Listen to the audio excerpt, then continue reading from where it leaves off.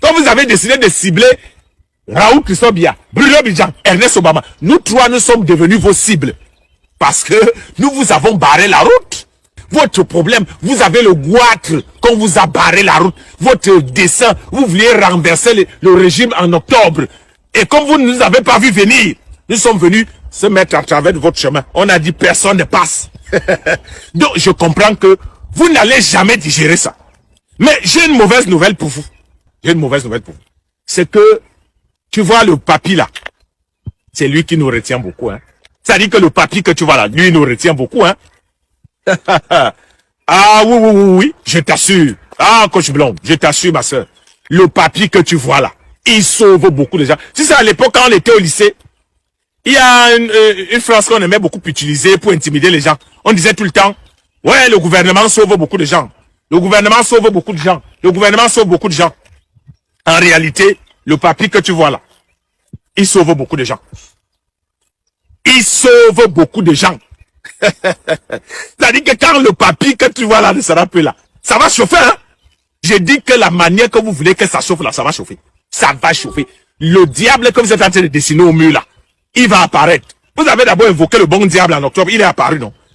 Comme vous êtes en train de dessiner le bon diable, que après le papy, vous allez faire du sale. On va se faire du sale. Nous, on se prépare, hein? Aïe, aïe, aïe, aïe, aïe.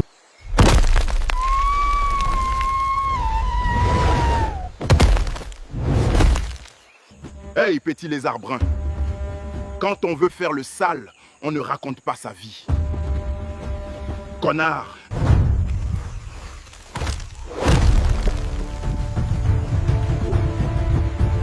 L'attention de nos autorités après l'épilogue de la campagne électorale du 12 octobre dernier, où j'avais dit qu'au sortir de cette élection, avec la crise post-électorale qu'on a vécue, il faut que nos autorités tirent des leçons. Elles doivent tirer les conséquences de ce qui s'est passé. L'une des premières conséquences à tirer, c'est d'essayer de voir ce qui se passe dans les réseaux sociaux. Si on continue à croire, à négliger les réseaux sociaux, un jour on va se réveiller tous sous le feu des machettes et des couteaux. En octobre, ceux qui sont allés dans la rue ont été envoyés par les réseaux sociaux. Je l'ai dit et je le redis. Aujourd'hui, les gens fuient la gendarmerie, fuient la police, fuient les procureurs et préfèrent aller se plaindre sur les réseaux sociaux parce qu'ils estiment qu'il n'y a plus de justice au pays. Oh, tout le monde est corrompu. Donc, la meilleure façon de se plaindre aujourd'hui, c'est d'aller voir les lanceurs d'alerte. Résultat des courses, ces lanceurs d'alerte, quelques rares, qui prennent le temps de faire des investigations, publient les choses telles que reçues, sans mesurer les conséquences. Sans mesurer les conséquences. On peut venir vous dire que telle personne a volé, vous ne vérifiez pas, hey, vous les jetez à la vindicte populaire et vous voyez tout le monde qui fait des vidéos pour dire « Oh, il faut arrêter ces bandits, oh, il faut arrêter. » Il faut que ça prenne fin. Je suis en train de tirer la sonnette d'alarme. On peut en rigoler aujourd'hui. On peut m'insulter aujourd'hui. Mais j'ai dit que si on continue à laisser les réseaux sociaux guider la conscience collective, comme ça se fait aujourd'hui, on n'est pas loin d'un conflit dans notre pays. Quand le président Oligui Nguema a coupé les réseaux sociaux au Gabon, on s'est tous plaints. Moi qui suis un défenseur du président Oligui, je me suis plaint. Et c'est avec le temps que j'ai compris qu'il avait vu juste. Je ne demande pas qu'on coupe les réseaux sociaux. Hein. Je ne demande pas qu'on coupe. Je ne veux même pas qu'on coupe. J'ai dit qu'il faut que les autorités disent aux gens des réseaux sociaux que les réseaux sociaux restent les réseaux sociaux. C'est le virtuel. Ce n'est pas la justice. Ce n'est pas la gendarmerie. Ce n'est pas la police. On ne peut pas commencer et continuer à décider qui est coupable et qui n'est pas coupable sur Internet. On a un monsieur qui est en Hollande, que tout le monde envoie des informations. Il ne vérifie jamais. Et puis, il publie comme ça. Il fait ses commentaires et tu vois les gens venir vomir leur bile en commentaire.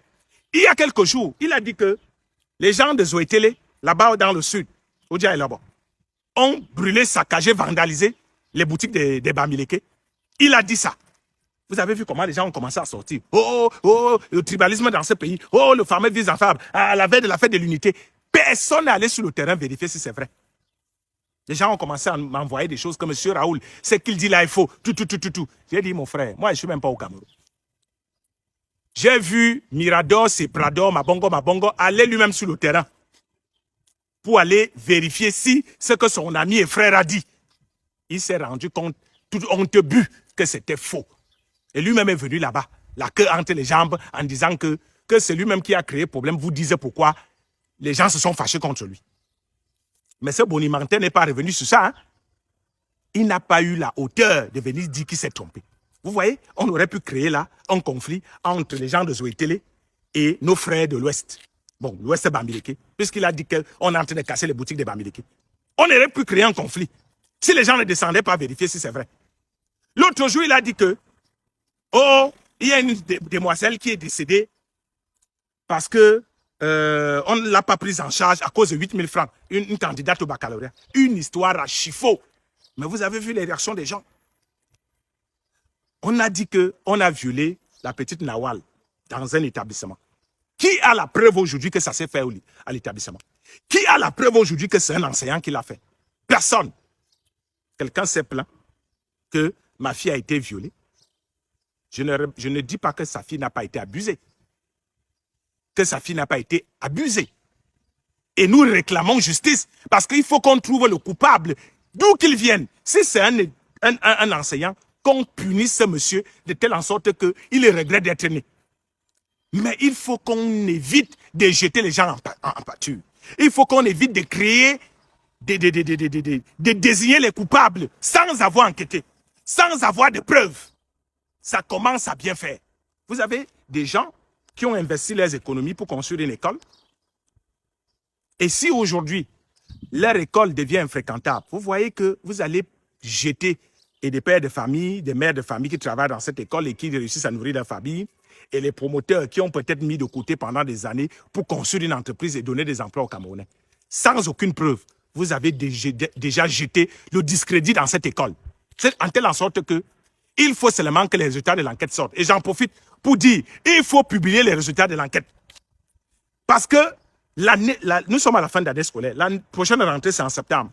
Je ne suis pas certain que les parents auront encore le zèle d'aller facilement avec leurs enfants là-bas. Si le résultat de l'enquête ne sort pas et qu'on sache qui est le coupable, si vous vous amusez avec les résultats de l'enquête, vous allez gâter l'entreprise de ces gens.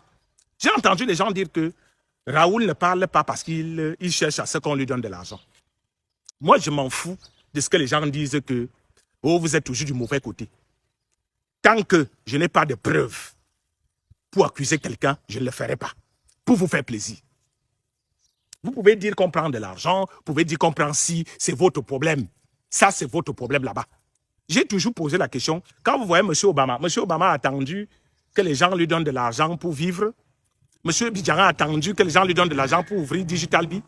Moi, Raoul Chrisobia, c'est votre argent qui me permet d'aller faire mes activités partout où je vais, dans le monde. C'est l'argent de l'école. Ou peut-être, on va dire quoi, que la dame m'a appelé, elle va me donner combien? 100 000? Elle va me donner combien? Elle va me donner combien? Pour que je couvre l'ignominie. Tout ce qu'on dit, c'est que les gens doivent arrêter d'accuser les autres sans preuve. Et que les réseaux sociaux doivent cesser d'être un tribunal. Nous sommes dans les réseaux sociaux. Il y a des choses qu'on peut dénoncer. Mais dénonçons les choses avec preuve. Prenons le temps d'investiguer. Vous êtes allé manifester devant l'école. Si après l'enquête, ils savaient que l'école n'a rien à faire, vous tous qui êtes allés manifester devant l'école, vous allez dire quoi? Imaginez qu'arrivé là-bas, il y a bousculade, les gens meurent. Arrivé là-bas, il y a vandalisme. Quelqu'un profite même de la foule pour poser un explosif.